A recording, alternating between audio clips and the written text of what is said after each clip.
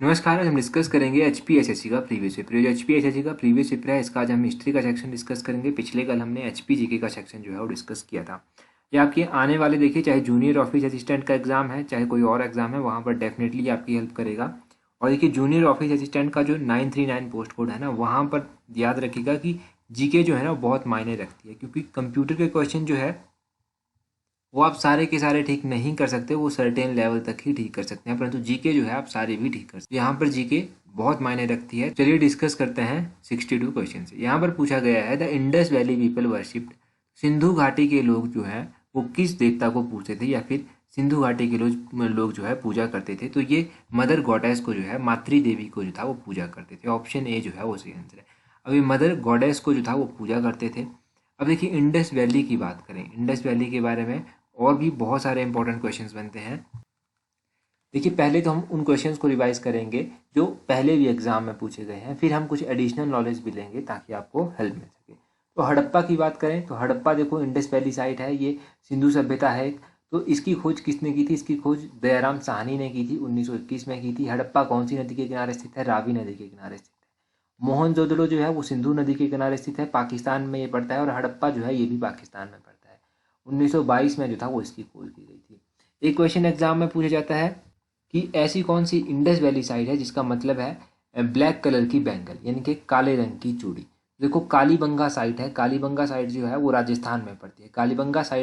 कालीबंगा का मतलब होता है काले रंग की चूड़ी। ये क्वेश्चन जो है एग्जाम में पूछा जा चुका है। तो ये 3 क्वेश्चन याद रखिए प्लस एक क्वेश्चन यहाँ से जो डिस्कस किया, तो ये 4 क्वेश्चन हो गए। ये आपको चारों के चारों क्वेश्चन याद रखने हैं। आगे देखिए 63 क्वेश्चन। यहाँ पर पूछते हैं the Rigveda consist of how many hymns. तो ऋग्वेद में कितने सूक्त हैं? ऋग्वेद में अगर आप सूक्तों की बात करेंगे कि कितने हैं, तो 1028 सूक्त जो है वो ऋग्वेद में है।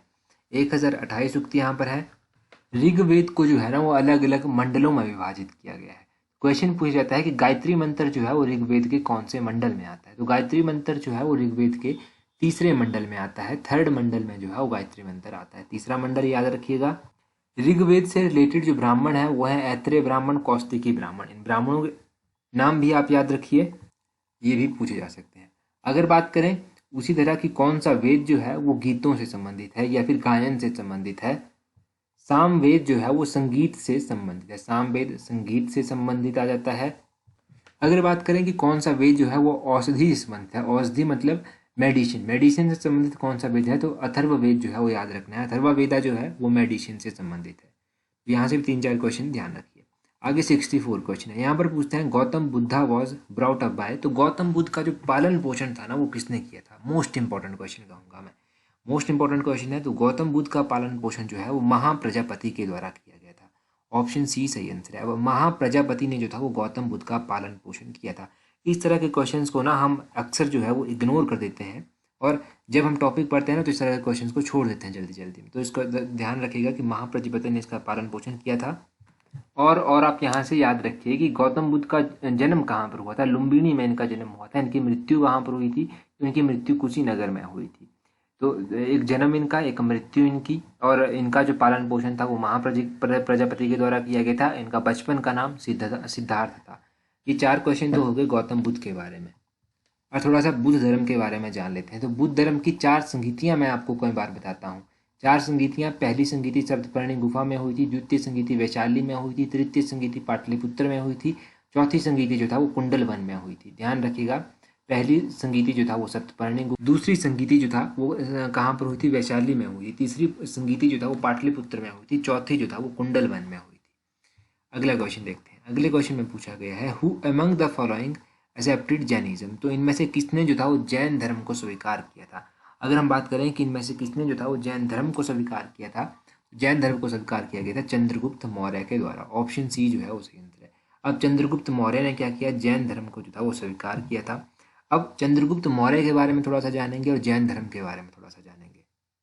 जब आप बात करते हैं जैन धर्म की, तो पता होना चाहिए कि जैन धर्म के पहले तीर्थंकर कौन थे। पहले तीर्थंकर थे इसके ऋषभदेव। ऋषभदेव पहले तीर्थंकर थे। और 23rd नंबर के तीर्थंकर कौन थे? 23rd नंबर के जो तीर्थंकर थे वो थे पार्श्वनाथ। पार्श्वनाथ का नाम याद रखिएगा, पार्श्वनाथ का। फिर महावीर स्वामी का नाम तो आपको याद ही होगा। महावीर स्वामी का जन्म कुंडल ग्राम में हुआ था। इनकी मृत्यु पावापुरी में हुई थी। और उसी तरह बात की जाए चंद्रगुप्त मौर्य की, तो चंद्रगुप्त मौर्य ने जो था वो मौर्य साम्राज्य या फिर मौर्य वंश की स्थापना की थी। और चंद्रगुप्त मौर्य जो था वो बाद में चलकर जैन धर्म को भी इसने अपनाया था। चंद्रगुप्त मौर्य ने जो था वो एक यूनानी शासक को जो था वो पराजित भी किया था, जिसका नाम था सेल्यूकस निकेटर। सेल्यूकस निकेटर को जो था वो चंद्रगुप्त मौर्य ने पराजित किया था। तो ये 5-6 जितने भी क्वेश्चन यहाँ से बने, दोनों जैन धर्म और चंद्रगुप्त मौर्य से दोनों याद रखने हैं। आगे पूछा गया है who was not a Shaka ruler, इनमें से कौन सा शक शासक नहीं है। शक शासक इनमें से कौन सा नहीं है। अगर हम बात करें शक शासक की, तो 66 का ऑप्शन बी मिनांडर जो है वो सही आंसर है। मिनांडर जो है एक शक शासक नहीं है। तो ये कौन था, ये इंडो ग्रीक था। इंडो ग्रीक से जो था ये संबंध रखता था।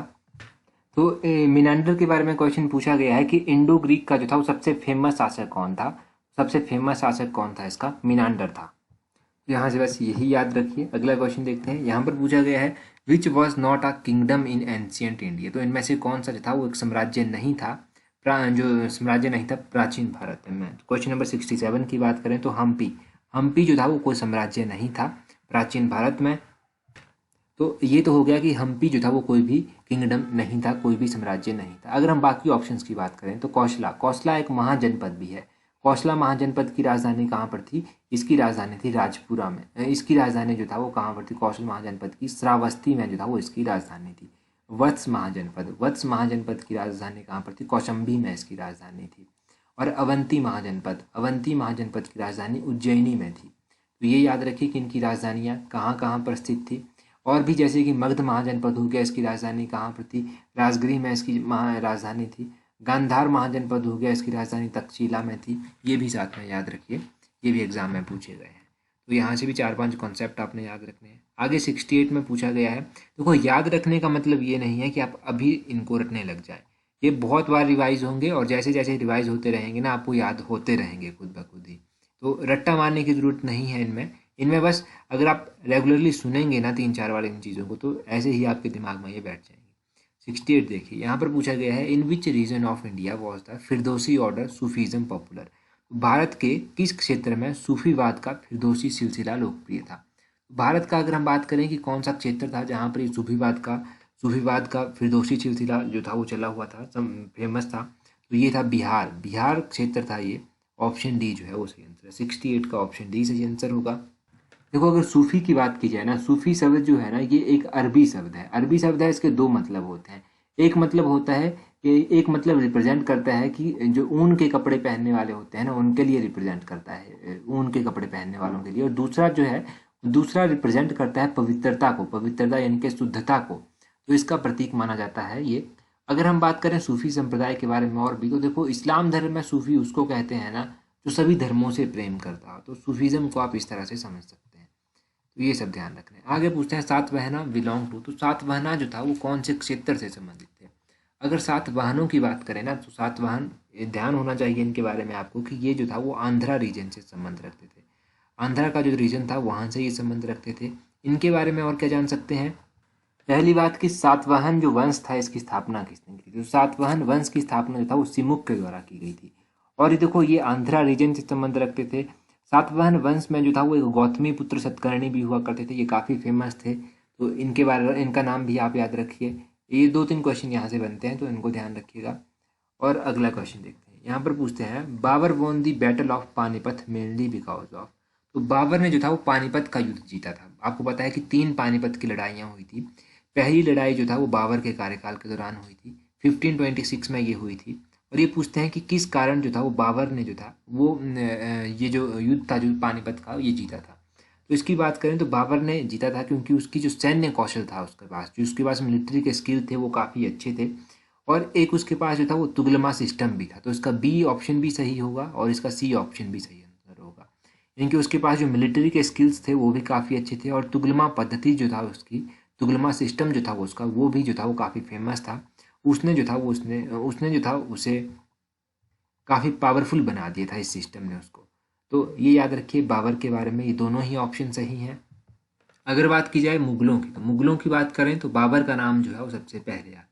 अब बाबर का नाम सबसे पहले आता है तो देखो बाबर ने जो था वो कौन कौन सी लड़ाइयाँ लड़ी थी। एक तो हो गया पानीपत की लड़ाई, पहली लड़ाई जो था वो इसने लड़ी थी। घाघरा का युद्ध जो था वो भी बाबर ने लड़ा था 1529 में जो था वो घाघरा का युद्ध हुआ था, और एक खानवा का युद्ध भी था। खानवा का युद्ध जो था ये भी बाबर के द्वारा लड़ा गया था।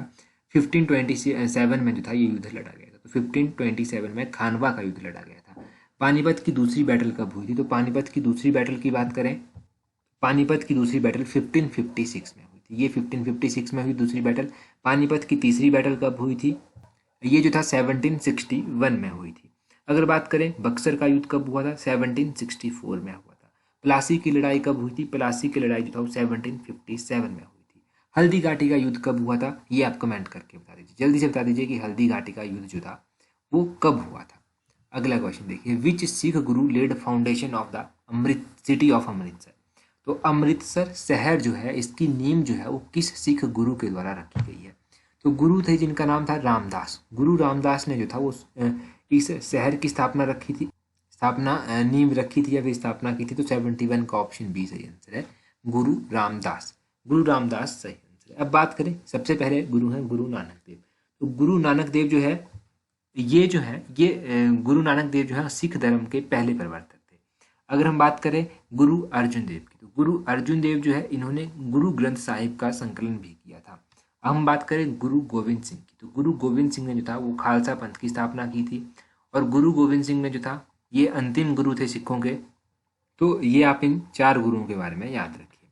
अगला क्वेश्चन देखिए 72 में पूछते हैं, हु सक्सीडेड मीर जाफर? मीर जाफर जो था इसका उत्तराधिकारी कौन था? ये क्वेश्चन तो शायद पहले भी किसी एग्जाम में पूछा जा चुका है, हमने पहले भी पढ़ा है, क्वेश्चन ध्यान है मुझे। तो मीर कासिम जो है वो मीर जाफर का उत्तराधिकारी था। मीर जाफर का उत्तराधिकारी कौन था? मीर कासिम सही आंसर है। तो इसके बारे में जो है यही क्वेश्चन याद रखिए, एज सच जो है यही क्वेश्चन कई बार पूछा गया है। आगे देखिए 73 क्वेश्चन, यहाँ पर पूछा गया है, Gandhara school of art developed during the time of? ये जो गंधारा स्कूल यानी कि गंधारा कला शैली थी ना, गंधारा स्कूल आर्ट था, ये किस काल के दौरान जो था वो विकसित हुआ था, किस काल के दौरान फला फूला था? तो ये जो था वो कुषाण जो काल था उसके दौरान जो था वो फला फूला था। अगर कुषाणों की बात की जाए तो आपको कनिष्क का नाम याद रखना है। कनिष्क का नाम याद रखना है। क्वेश्चन पूछा जाता है कि चरक जो था वो किसके दरबार में विद्वान थे? तो चरक जो था वो कनिष्क के दरबार में जो था वो विद्वान थे। और क्वेश्चन पूछा जाता है कि कुषाण काल का सबसे फेमस जो शासक था वो कौन था? तो वो था कनिष्क। तो ये 2 क्वेश्चन जो है वो कुषाण और कनिष्क से संबंधित रखिए। अगले क्वेश्चन में पूछा गया है, Fatehpur Sikri was founded by? तो फतेहपुर सिकरी की स्थापना किसने की थी? देखो ये जो फतेहपुर सिकरी था ना, इसकी स्थापना किसने की थी? अकबर के द्वारा इसकी स्थापना की गई थी। तो 74 का ऑप्शन है अकबर जो है वो सही आंसर है। अब अकबर ने स्थापना किसकी की? फतेहपुर सिकरी की स्थापना अकबर ने की। अगर अकबर की बात करें तो अकबर ने जो था वो दीन-ए इलाही की स्थापना भी की थी। 1582 में जो था वो अकबर ने दीन-ए इलाही की स्थापना की थी। अकबर के कार्यकाल के दौरान जो था वो 9 रत्न हुआ करते थे, नवरत्न जिनको कहते थे। इनमें कौन कौन थे? इनमें हकीम हुमाम था, अबुल फजल था, फैजी था, तानसेन था, बीरबल था, अब्दुल रहीम खानखाना था, टोडरमल था, मुल्ला दो प्याजा था, राजा मानसिंह था। तो ये आपने याद रखना है, ये अकबर के कार्यकाल के दौरान 9 रत्न हुआ करते थे। 9 रत्नों के नाम जो है वो कई बार एग्जाम में पूछे गए हैं। अगला क्वेश्चन देखिए, अगला क्वेश्चन भी मुगलों से संबंधित है। यहाँ पर पूछते हैं, who was the author of Humayun नामा? हुमायूं नामा जो था वो इसका लेखक कौन था? तो हुमायूं नामा की बात करें कि ये किसने लिखी थी, तो ये गुलबदन बेगम के द्वारा लिखी। अगर गुलबदन बेगम की बात करें और हुमायूं नामा की बात करें तो हुमायूं नामा जो था वो फारसी में लिखी गई थी। फारसी में ये लिखी गई थी। अगर पूछा जाए कि तुजुके बाबरी नामक किताब किसने लिखी थी, तुजुके बाबरी नामक किताब जो था वो बाबर के द्वारा लिखी गई थी। बाबर ने इसको लिखा था। तो ये 2 किताबें आपको याद रखनी है, और ये फारसी में लिखी गई थी। हुमायूं नामा स्पेशली याद रखिएगा कि फारसी में लिखी गई थी। इसके अलावा सबसे इम्पोर्टेंट टेलीग्राम पर आपने अगर अभी तक हमें ज्वाइन नहीं किया है तो इस तरह से सर्च कीजिएगा @allexam31। आपको हमारा टेलीग्राम चैनल मिल जाएगा। टेलीग्राम पर आप हमें जो है ज्वाइन कर सकते हैं। यहाँ पर आपको इंपॉर्टेंट PDFs नोटिफिकेशन हम टाइम टू टाइम देते रहते हैं। और अगर जब भी आप टेलीग्राम चैनल विजिट करेंगे ना तो यहाँ पर आप देखिएगा पीछे हमने बहुत सारे क्विजेज जो हैं वो डिस्कस किए हैं। तो इन क्विजेज को आप प्रैक्टिस कर सकते हैं। अलग अलग क्वेश्चन है तो इन सभी को प्रैक्टिस कर सकते हैं। आज की वीडियो में इतना ही काफ़ी है। So that's all for today. Thank you very much.